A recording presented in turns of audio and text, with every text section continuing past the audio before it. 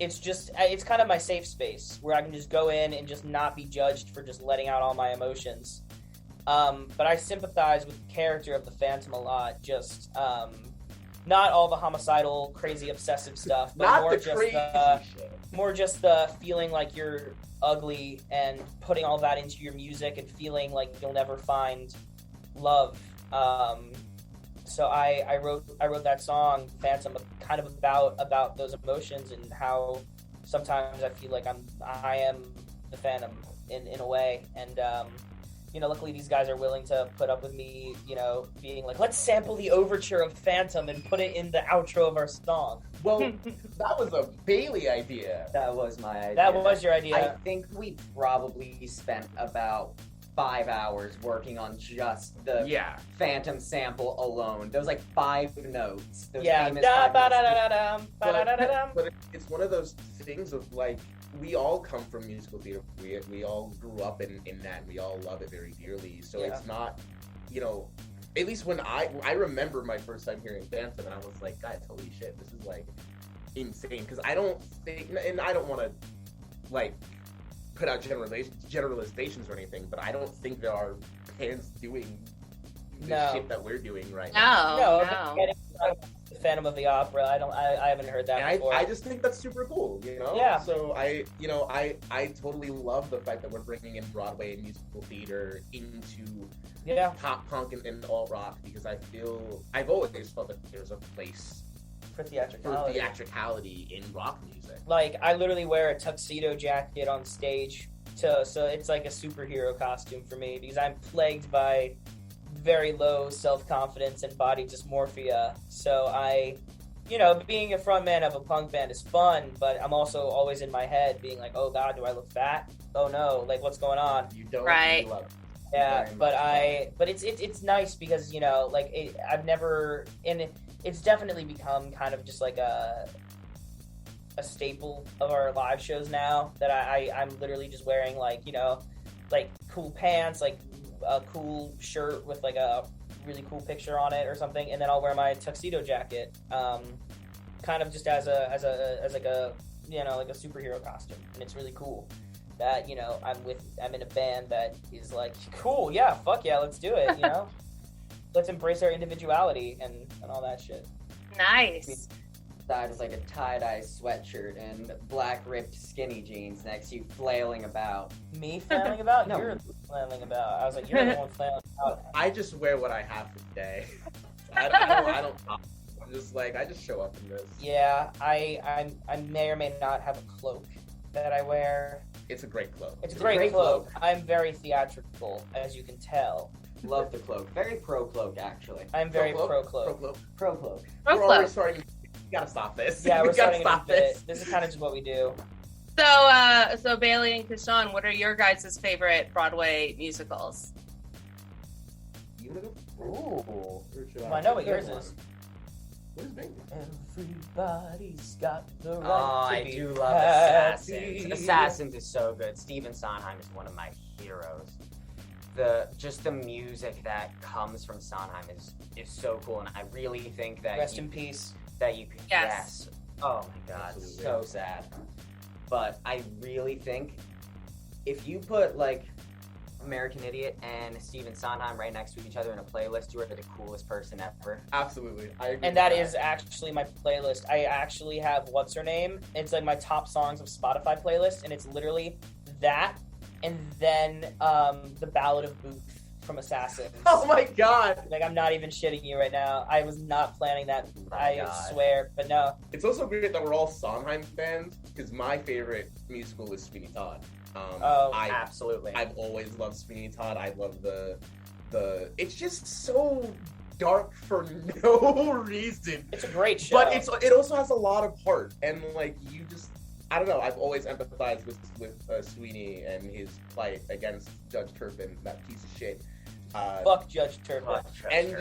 And I think the thing that also helps with this band is like, we do definitely borrow elements from different musicals that we all love, And it helps because my dad's a lawyer. Both my parents are lawyers. so we make sure every single time you're not crossing a line. You don't want to get there yet.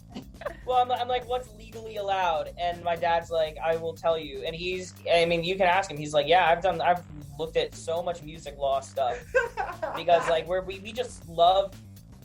We just want to be a conglomerate of all of our favorite things. So, like, for me, like, literally my favorite thing in the world is Phantom of the Opera and American Idiot. And, like, those are my two things. So that's kind of what I base my brand on. Like, that's kind of just who I am. And it's so funny that your favorite show is Assassins because I have a production company. And my production company actually just produced the off-Broadway. We were one of the producers. I shouldn't say we produced. We were one of the producers for the new Assassins off-Broadway cast recording, which was so cool. It was crazy, but it was very, very fun. But yeah, I'm in the middle of a Sondheim sandwich right now. It's like Sondheim. We have Assassins, Phantom, and Sweeney Todd. All very dark shows. I think it works. It works, honestly. Honestly, there's a very palpable through line. Is there like emo musical theater? Yes. It's called Bloody Bloody Andrew Jackson, and I love that I was going to say Heathers, but that works too. No, Bloody Bloody Andrew Jackson's a beautiful, incredible show, and I love it dearly. But yeah, sorry. We talk a lot. That's quite all right. I'm a cabaret fan myself. So Oh, yes! Oh my God. So my 16th birthday, I saw Cabaret at Studio 54. And MC, are you ready for this? The person who played the MC was Adam Pascal. No! Mr. Roger from Rent himself? Yeah. Oh, crazy. It was fantastic. And then the girl that played Sally Bowles, I forget her name, but she was the original Belle from the Beauty and the Beast on Broadway. Holy shit! Whoa! That's a crazy stacked cast. Yeah, it was really, really great. Yeah, that's, oh my God, literally, I think I would have like died and gone to heaven if I were sitting in that audience. That would have been incredible. I don't know. If it was Alan Cumming though, that's oh my God. I'm obsessed with him. Alan Cumming is too good for this earth. He's the best. I mean, I'm a musical theater fan myself, so I can talk about it as well. Actually, the last so I don't know if it was around when you guys were here, but in Harrisburg there's a theater called Open Stage. Yeah. So the last musical I saw there was Carrie the musical. Oh, great. And it was really, really good. Yeah. Carrie's so good. The music from it is so fun. It's such a beautiful show. Very funny history of that show, but very funny history. Very funny history of that show, but it's a beautiful show. I love it. Sorry, I'm readjusting. I'm sitting on the couch because my legs were going numb. You're fine. All right, I guess we should keep talking about the band. Oh yeah, sorry. We have to. Yeah. So, as we said before, your first release was Pilot in December. How did it feel to, release your first official? I mean, it's listed as a single, but I would call it an EP because it's, not just one song. But how did it feel? Terrifying. I was excited because I had released music on Spotify by myself. I have, and it's still up now. I have my solo album, and then I have a single that I wrote in like beginning of COVID times. So for me, it was so exciting because I knew people would like it because I can't sugarcoat it. They're good songs, and like I'm very lucky to be a part of those songs. But it was really fun.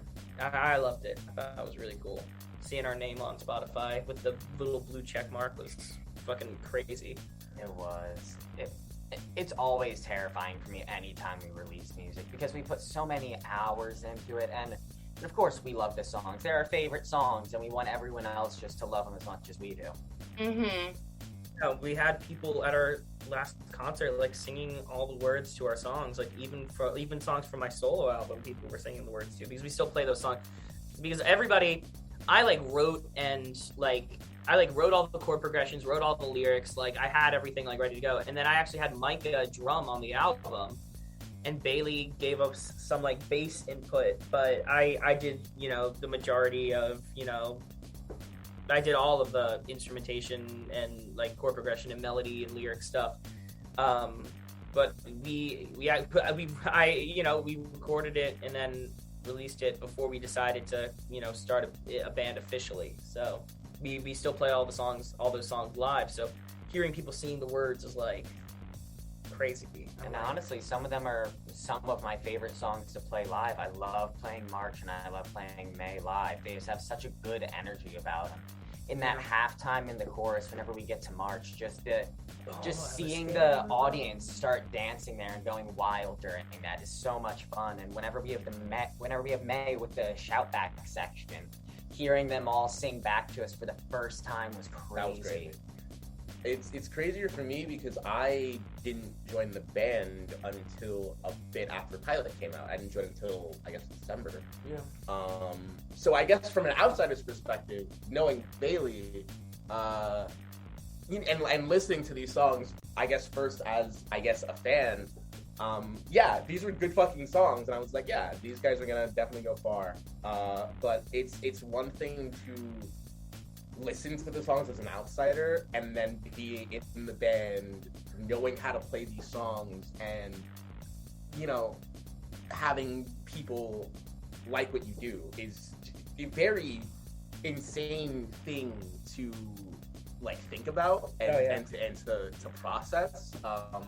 So I guess when Phantom came out was February. I was in the band at that point, and it was I guess in the same boat as Bailey, I was fucking petrified.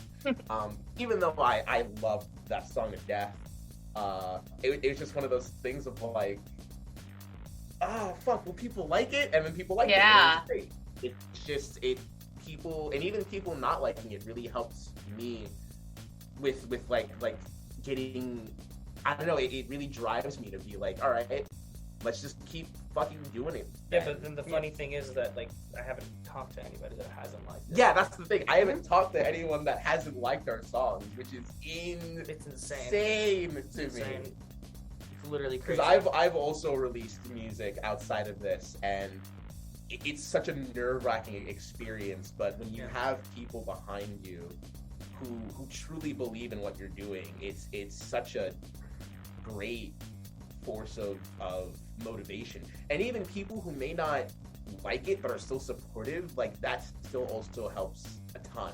So absolutely, with every new release we always feel like we're getting better and better, and the feedback has always been super strong and incredible. Yeah, and now that we're getting these songs like really professionally recorded, with West Side, and they've changed so much. And it sounds incredible. These are beasts of songs now, and I cannot wait for people to listen to our work here. Yeah, and the magic work of Alan Duche of West Side, David, Jeremy, Amelia. You all are phenomenal. If you can hear me, they're in the other room. They're in the other room right now.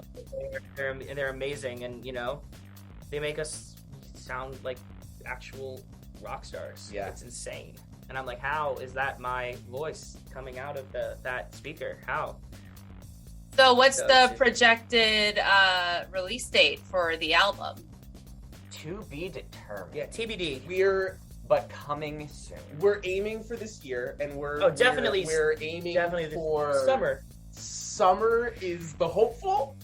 It all depends on how long it takes us to record it. Yeah, the realistic is probably mid-fall, but we're expecting summer, hopefully. Yeah, because like I said, our two friends who have been helping us out a lot here, Jeremy and David, are also in a band, and they're touring a lot coming up. So we have to kind of like find a time where we can all like take a pause from gigging, and then like come in for like 2 days, and then go gig some more, and then come back, and then But it'll be fun. It'll be fun. I'm looking forward to it. Awesome. I'll have to have you guys back on the show once the album comes out so we can talk about that and hear the remastered songs.